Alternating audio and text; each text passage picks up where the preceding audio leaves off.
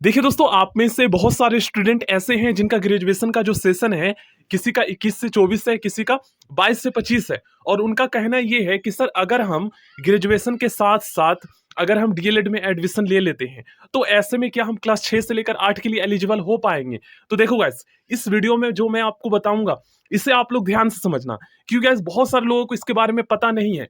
अभी बहुत सारे ऐसे हैं जिनके लाखों में फॉलोवर है, लेकिन वो लोग गाइस बस अपना पेड कोर्स बेचने के चक्कर में जो है डीएलएड के बारे में जानकारी दे रहे हैं कि ऐसे होता है वैसे होता है। तो प्लीज उसके चक्कर में मत पड़ना गाइस। जिन्होंने एजुकेशन को अपना धंधा बना लिया है ना, वो कभी आपके फायदे के लिए नहीं सोचेगा, वो अपने फायदे के लिए ही सोचेगा। ठीक ना? तो इस वीडियो में आपको बताऊंगा गाइस, कौन स्टूडेंट 6 से 8 के लिए एलिजिबल हो पाएगा।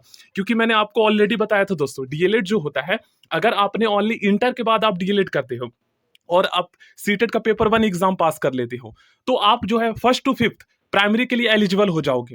ठीक ना? इंटर, डीएलएड और सीटेट का पेपर 1। लेकिन वहीं पर अगर आपका ग्रेजुएशन भी कंप्लीट हो जाता है और सीटेट का पेपर 2 एग्जाम आप पास कर लेते हो, तो आप 6 टू 8 के लिए भी एलिजिबल हो। ठीक है? ये जो प्रोस्पेक्टस आप देख रहे हो, ये बिहार डीएलएड का प्रोस्पेक्टस है। और यहाँ पर आप साफ तौर पर देख सकते हो क्या लिखा हुआ है। डीएलएड वाले स्टूडेंट क्लास 1 से लेकर 8 तक के टीचर बन सकते हैं। प्राइमरी में बस आपका बिना ग्रेजुएशन के आप प्राइमरी टीचर बन सकते हो फर्स्ट टू फिफ्थ, और अपर प्राइमरी ग्रेजुएशन होना चाहिए और सीटेट का पेपर 2 होना चाहिए। और साथ ही साथ दोस्तों, मैं आपको 6 टू 8 के लिए सब्जेक्ट कॉम्बिनेशन भी बता देता हूं, क्योंकि गाइस 6 टू 8 के टीचर बनने के लिए आपका ग्रेजुएशन का सब्जेक्ट मैटर करता है, ना कि डीएलएड का। क्योंकि गाइस डीएलएड में क्या है, चाहे आप आर्ट्स के स्टूडेंट हैं, कॉमर्स के हैं या साइंस के हैं, सभी को सेम सब्जेक्ट पढ़ना होता है। और आप ओनली डीएलएड करके सीटेट का पेपर 1 एग्जाम पास करके आप दोस्तों प्राइमरी टीचर बनते हैं फर्स्ट टू फिफ्थ, जहां पर आपको पता है सभी को सेम मतलब ऑल सब्जेक्ट पढ़ाना होता है प्राइमरी के बच्चों को। लेकिन अगर आप अपर प्राइमरी 6 टू 8 के टीचर बनना चाहते हैं, तो वहां पर आपका ग्रेजुएशन का जो सब्जेक्ट है, ये मैच होना चाहिए, इसका कॉम्बिनेशन बनना चाहिए, तभी आप 6 टू 8 के लिए एलिजिबल हो पाओगे। बहुत सारे स्टूडेंट जो डीएलएड करते हैं, उन्हें पता नहीं होता है कि हम 6 टू 8 के लिए भी टीचर बन सकते हैं। और बाद में जब उसे पता चलता है, तो वो तो अपना ग्रेजुएशन कर लेते हैं और उसका सब्जेक्ट कॉम्बिनेशन मिलता ही नहीं है, बनता ही नहीं है, और फिर बाद में कुछ स्टूडेंट को फिर से करना पड़ता है ग्रेजुएशन। तो ये आपको पता होना चाहिए। देखिए, अगर आप लैंग्वेज के टीचर बनना चाहते हो, हिंदी या इंग्लिश के, तो आपका चाहे आपने लैंग्वेज को ऑनर्स के रूप में पढ़ा है या सब्सिडरी के रूप में, दोनों एलिजिबल है। ठीक है? उसके बाद अगर आप एसएसटी के टीचर बनना चाहते हैं, तो यहाँ पर जो कॉमर्स के स्टूडेंट होते हैं ना, उनको थोड़ा सा प्रॉब्लम आ जाता है। देखिए, इनमें से कोई सभी आपके पास जो है ना, 2 विषय स्नातक स्तर पर होना चाहिए। अब जो कॉमर्स के स्टूडेंट है, तो वो एसएसटी के टीचर बनेंगे। देखिए, उनके पास वाणिज्य होता है और अर्थशास्त्र होता है, तो 2 हो गए, कोई सा 2 बोला गया है। इसी तरीके से अगर आप मैथ के टीचर बनना चाहते हैं साइंस के, तो स्नातक स्तर पर आपका मैथ, फिजिक्स, केमिस्ट्री, बायो में से कोई 2 विषय होना चाहिए। ठीक है ना? चलिए दोस्तों, अब मैं आपके डाउट्स क्लियर करता हूं। देखिए, आपका क्वेश्चन यही है कि सर, हम जो ग्रेजुएशन है ये 21 से 24 सेशन में कर रहे हैं, तो क्या हम डीएलएड कर सकते हैं? और अगर हम डीएलएड कर लेते हैं, तो क्या ऐसे में हम क्लास 6 टू 8 के लिए एलिजिबल हो पाएंगे या नहीं हो पाएंगे? ठीक है? उसके बाद मैं जो है 22 से 25 सेशन वालों के लिए भी बता दूंगा कि क्या आपको डीएलएड करना चाहिए या नहीं करना चाहिए, क्या आप 6 टू 8 के लिए एलिजिबल हो पाओगे या नहीं हो पाओगे। ठीक है? देखो गाइस, जब आप अपना क्लास 12 पास करते हैं, इंटर कंप्लीट करते हैं, और उसके बाद अगर आप ग्रेजुएशन में एडमिशन लेते हैं, तो वहां पर आपसे 12th का टीसी मांगा जाता है, ट्रांसफर सर्टिफिकेट मांगा जाता है।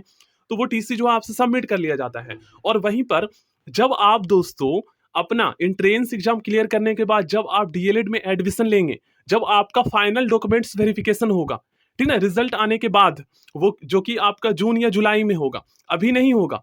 हो सकता है सेशन अगर मतलब लेट हो, एंट्रेंस एग्जाम अगर लेट हो, तो ऐसे में आपका अगस्त तक चला जाएगा। तो जब आपका जुलाई या अगस्त में फाइनल एडमिशन के टाइम जब आपका डॉक्यूमेंट्स वेरिफिकेशन होगा, तो उस टाइम पे दोस्तों आपसे जो है ना 12th क्लास का टीसी मांगा जाएगा। अब दोस्तों आपके पास टीसी तो होगा नहीं, तो ऐसे में फिर आपको ग्रेजुएशन जब आप कंप्लीट कर लेते हैं, तो उसके बाद आपको सीएलसी मिलता है, कॉलेज लिविंग सर्टिफिकेट, या फिर आप ग्रेजुएशन बीच में ही छोड़ देते हैं ना, तो भी आपको सीएलसी मिलता है। तो फिर ये सीएलसी आपको कैसे मिलेगा? सीएलसी मिलेगा तभी आपका डीएलएड में एडमिशन होगा। तो अब यहां पर प्रॉब्लम आएगा। करने का तो कर सकते हो, क्योंकि देखिए, डीएलएड का जो आपका सेशन होगा ना, मैं आपको बता देता हूं, डीएलएड का फर्स्ट ईयर का जो सेशन होगा, ये दोस्तों अगस्त और सितंबर से स्टार्ट होता है। और जिनका 21 से 24 सेशन है, तो उनका अगर आपका ग्रेजुएशन 2000 मतलब फाइनल ईयर का जो है, मतलब आपका कंप्लीट हो जाता है जुलाई या अगस्त तक, तो आप जो है 6 टू 8 के लिए एलिजिबल हो जाओगे, कोई भी प्रॉब्लम नहीं आएगा। क्योंकि डीएलएड का जो सेशन है ये अगस्त सितंबर से स्टार्ट होता है। तो प्रॉब्लम आप लोग समझ गए, सीएलसी में आएगा। अब जितना जल्दी आपका कंप्लीट हो जाता है ग्रेजुएशन, उतना जल्दी सीएलसी मिल जाएगा और ग्रेजुएशन आपको बीच में भी छोड़ना नहीं पड़ेगा। ग्रेजुएशन भी कंप्लीट हो जाएगा, सीएलसी लेकर आपका डीएलएड में भी एडमिशन हो जाएगा वहां पर। तो 21-24 वाले स्टूडेंट को कोई भी प्रॉब्लम नहीं है, उनका डीएलएड में एडमिशन भी हो जाएगा, 6 to 8 के लिए भी एलिजिबल हो जाएंगे।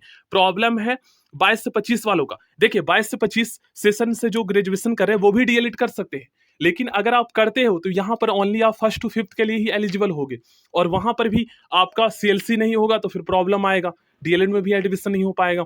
लेकिन कुछ स्टूडेंट जो इग्नू से अपना ग्रेजुएशन करते हैं ना, उनसे उनका टीसी नहीं मांगा जाता है क्लास 12 का।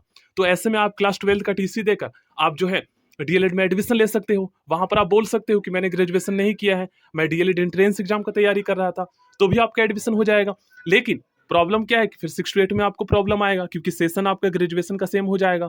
भले ही आपको डीएलएड वालों को पता ना लगे, लेकिन आपको तो पता है ना, क्योंकि 1st to 5th तक के टीचर बनने के लिए आपसे आपका ग्रेजुएशन नहीं मांगा जाता है, 6 to 8 में ही मांगा जाता है। देखिए यहाँ पर दोस्तों, जब आप YouTube पे Bihar DElEd admission CLC problem search करेंगे ना, तो वहां पर आपको बहुत सारी वीडियोस मिलेगा।